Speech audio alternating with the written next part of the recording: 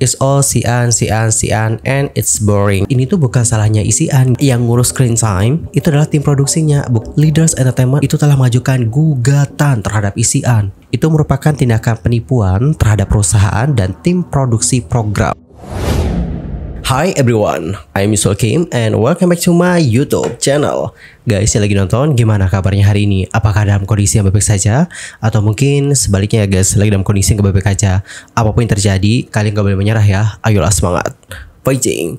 Well guys, dalam video kali ini kita bakal bahas tentang Xian. Ada beberapa hal sih guys yang akan kita bahas tentang Xian. Tapi untuk pertama mungkin kita bisa kenalan dulu ya dengan Xian siapa. In case kalau kalian mungkin udah kenal tapi udah lupa atau belum kenal sama sekali. Nah teman-teman, untuk Xian sendiri itu lumayan banyak banget sih dikenal oleh para K-popers. Karena Xian itu pernah nih mengikuti beberapa program survival. Mulai dari program Survival Idol School yang mendapatkan Promise 9 dan juga program Produce 48 yang mendapatkan IZ*ONE. Aku sendiri tahu Xian dari program Produce sih. Dan jujur, dia ini adalah salah satu train yang aku suka banget karena selain cantik, dia juga bertalenta dan benar-benar kocak banget. Aku suka banget sih sama personalitinya. Oh iya, sekedar untuk informasi, Xian itu lahir pada tanggal 25 Februari 1999 guys. Adapun untuk Xian sekarang ini memilih jalur lain, atau dalam kata lain gak jadi idol, melainkan dia memilih menjadi sebagai seorang model. Dan ia diketahui bergabung dengan agensi Leaders Entertainment. Oke guys, jadi gimana udah kenal dengan Xian? Dan yuk mari kita bahas apa yang terjadi dengan Xian. Nah teman-teman, belum lama ini dia tuh menjadi topik perbincangan hangat terutama di kalangan K-popers usai dirinya mengikuti program Singles Inferno Season 4. By the way, ini tuh program datingnya Netflix ya guys. Dan untuk program ini tayang perdana pada tanggal 14 Januari 2025 yang lalu. Adapun untuk Xian sendiri saat lagi perkenalan gitu, dia mengatakan bahwa dirinya selalu memiliki hubungan asmara. Namun kini dia itu tengah melajang dan memutuskan untuk mendaftar ke Singles Inferno. Lantas gimana ya pada akhirnya? Akankah Xian mendapatkan pasangan? Mari kita tunggu saja ya guys bagaimana ending dari program tersebut. Adapun untuk netizen Korea sendiri itu sudah memberikan berbagai macam reaksi nih usai melihat Xian bergabung dalam program tersebut. Dan guys, berikut adalah bagaimana komentar-komentar dari netcore di komunitas online Deku yang sudah diterjemahkan oleh Pancoa. Yang pertama ada yang komen kayak gini. Kurasa tempat terakhir dia menjadi trainee adalah Stone Music dan kupikir dia kemudian beralih ke dunia modeling. Tapi melihatnya seperti ini sungguh mengejutkan sih. Wah, luar biasa, dia sangat cantik ya dan menawan. Aku juga ingin berkencan dengannya. Wow, Xian, aku melihatnya di Idol School dan aku sangat senang melihatnya lagi. Aku ingin tahu nih apa pekerjaannya. Wah, dia cantik banget sih. Dulu aku pernah nge-post Xian di Produce 48 dan Idol School. Aku penasaran dengan apa yang dia lakuin. Wow, dia jadi makin cantik ya. Wow, auranya berubah tapi dia malah jadi lebih cantik. Dia sangat cantik dan pesonanya meledak. Dia berubah dari terlihat seperti seorang idol menjadi terlihat seperti seorang aktris. Pilihan produsku Dewi Nim. Oke guys, jadi seperti itulah beberapa komentar-komentar dari netizen Korea Selatan. Anyway, kalau kalian sendiri gimana nih reaksinya usai melihat Xian bergabung dalam program tersebut?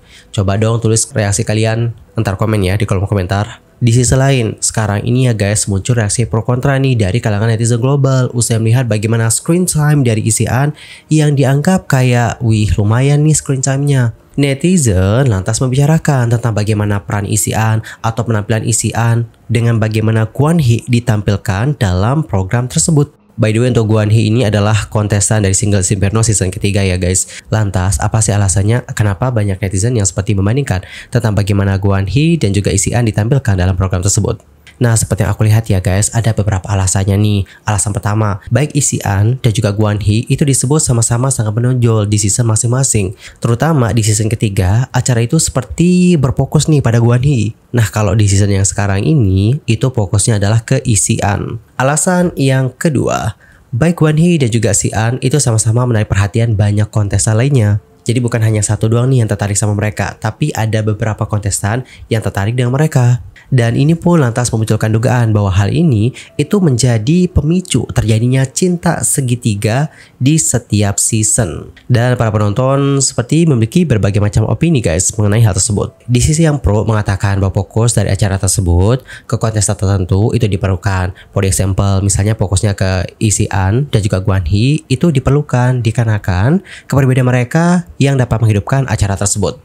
Sementara itu, di sisi yang kontra mengatakan bahwa karakterisasi dan alur ceritanya menjadi repetitif atau berulang-ulang. Kayak nggak ada perubahan gitu loh guys. Dan ini membuat mereka jadi kayak bosen gitu ngelihat alur yang hampir mirip dengan season yang sebelumnya. Begitu guys. Dan berikut adalah beberapa komentar-komentar mereka. Mari kita lihat bareng-bareng. Aku baru di episode 5 sih dan sudah kehilangan minat dari Singles Inferno season 4. It's all Xian, and it's boring dan itu membosankan. Aku nggak mengatakan aku punya masalah dengan Xian yang mendapatkan perhatian dari semua laki-laki. Itu adalah tentang screen time dari peserta lain.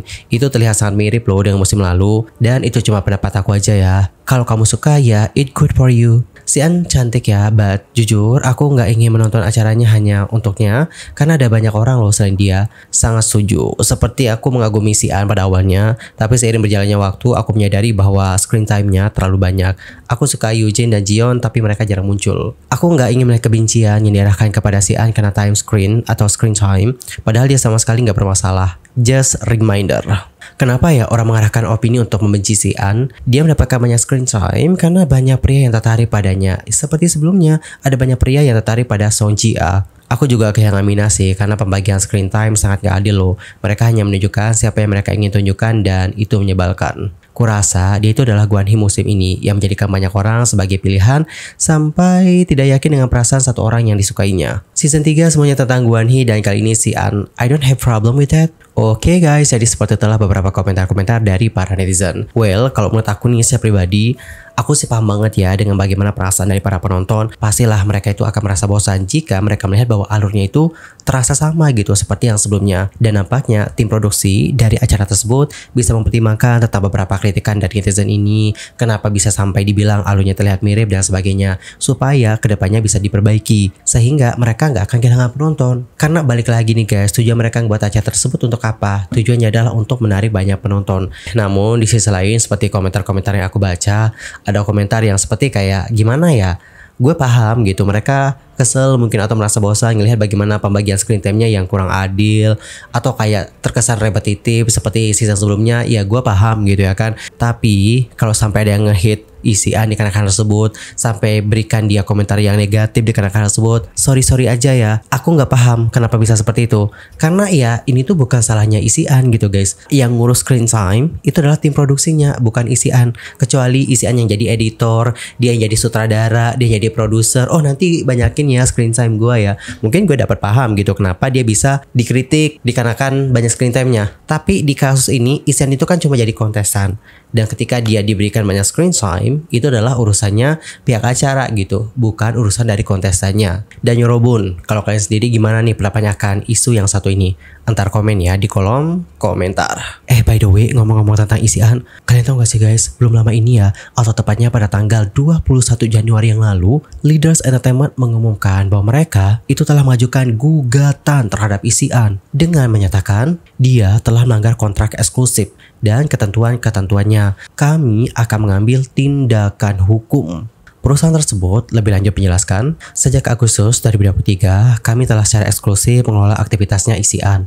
Dan pada bulan April 2024, kami menekan kontrak untuknya tampil di Singles Inferno Season 4 dan menyusun perjanjian tambahan untuk memperpanjang kontraknya yang akan berakhir pada tanggal 25 Oktober 2024. Dalam perjanjian tersebut, kami memperpanjang kontrak untuknya selama 1 tahun 6 bulan. Dan setelah berdiskusi secara mendalam dengan dirinya dan orang tuanya nih, Xian pun menandatangani kontrak atau kontrak perpanjangan dan setuju untuk tampil di Singles Inferno Season 4 pada bulan Mei 2024 yang lalu dan mulai syuting Singles Inferno Season 4 pada bulan Juni 2024. Namun, segera setelah syuting Singles Inferno selesai pada bulan Agustus 2024, ia tiba-tiba menyatakan niatnya untuk mengakhiri kontrak eksklusif dengan kami dan memberitahu kami melalui seorang perwakilan bahwa dia hanya akan bekerja hingga tanggal 21 Oktober 2024. Yang mana ini tuh kayak sesuai gitu loh guys dengan kontrak awal dan Xian gak jadi memperpanjang kontraknya di agensi tersebut. Leaders Entertainment lantas menekankan bahwa tuntutan Xian untuk mengakhiri kontrak merupakan pelanggaran terhadap kontrak asli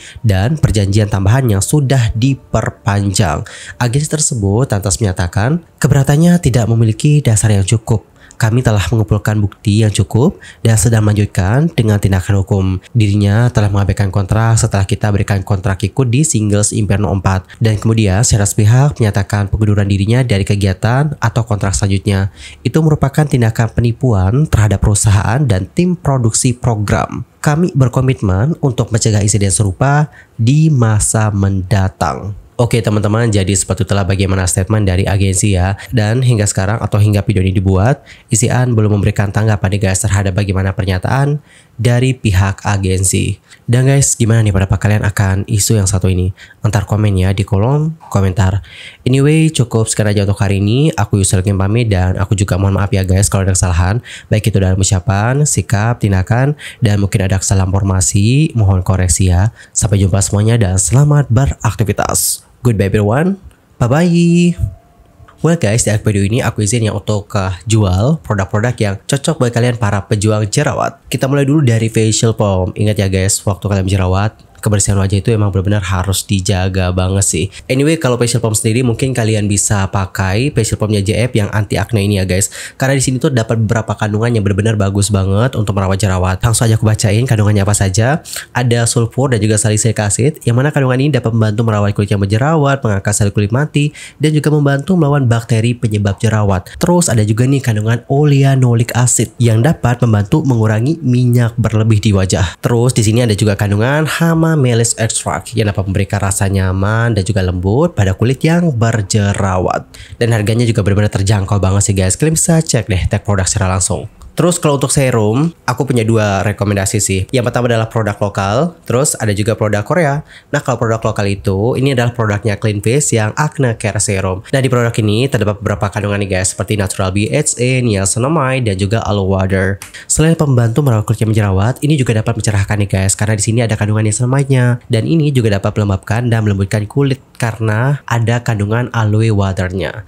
Sementara itu produk dari Korea ini yang mereknya adalah Rojukis Tea Tree Bija, tidak hanya dapat merawat kulit yang berjerawat tapi juga dapat mencerahkan. Terlebih di sini juga mengandung kandungan niacinamide dan ini juga dapat memudarkan bekas jerawat. Saat kalian pakai ini tuh terasa adem, dingin, pokoknya segar sih guys. Dan jerawat tuh ya kempes dalam beberapa hari. Oh ya, sekedar informasi, ini juga 0% paraben, 0% SLS, dan 0% alkohol. Terus kalian juga bisa coba ini Acne Clay Stick-nya Glade to Glow yang Marquardt warna hijau ya guys kalau untuk jerawat. Jujur ya, waktu pakai ini tuh terasa adem, seger. Terus setelah pakai wajah kelihatan cerah sih. Dan yang buat aku suka adalah jerawat tuh alhamdulillah bisa mengering sih guys. Terlebih ini juga punya kandungan salicylic acid. Dan kalau kalian searching ya di internet, kalian dapat mengetahui bahwa kandungan ini memang dapat merawat kulit yang berjerawat. Dan buat teman-teman yang mungkin pengen mencerahkan kulit kalian, kulit tubuh maksudku, seperti tangan, kalian mungkin bisa coba produknya Nivea ini ya guys. Untuk awal-awal aku coba yang ini sih, dan ini juga udah punya 15 SPF ya. Dan honestly, usai aku pakai, bener guys, buat kulit itu jadi lebih cerah. Ingat, lebih cerah ya. Dan sekarang aku coba yang ini guys, Extra Bright Tan and Super Vitamin and Skin Food Serum. Jujur ini tuh harum ya. Terus waktu dipakai tuh ya seger gitu, langsung nyerap juga. Dan sama ya guys, kayak yang warna putih ini juga SPF-nya 15. Dan buat teman-teman yang tertarik untuk coba, mungkin kalian bisa cek tag produk ya guys. Thank you so much. Bye bye.